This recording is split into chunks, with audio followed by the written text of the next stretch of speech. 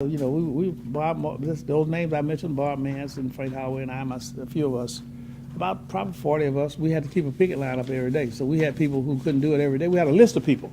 They couldn't do it every day, so you could give us 2 hours a day, you give us two, you give us two. So we go find you, say, man, you said give us 2 hours.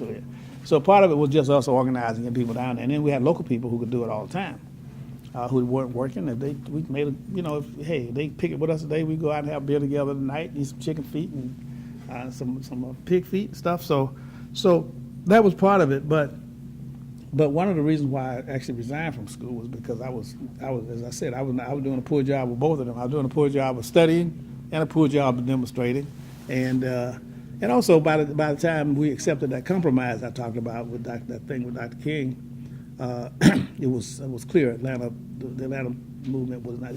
I didn't think we would ever get Atlanta going again, because the people were so disappointed at what the results were of that first compromise.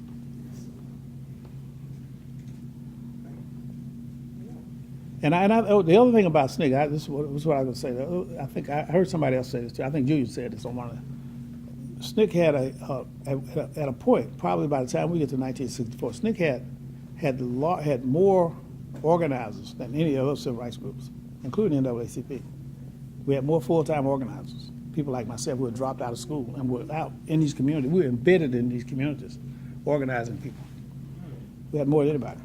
So that you might say those campus demonstrations were training grounds for people who eventually became full-time organizers.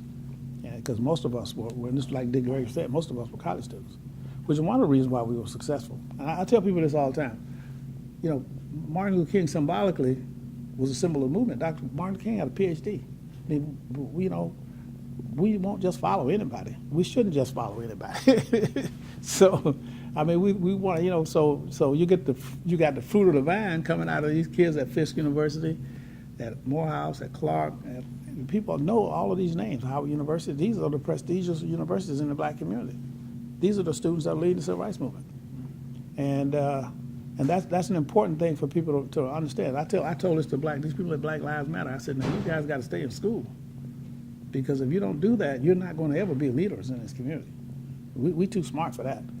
We know that the people we're going to put our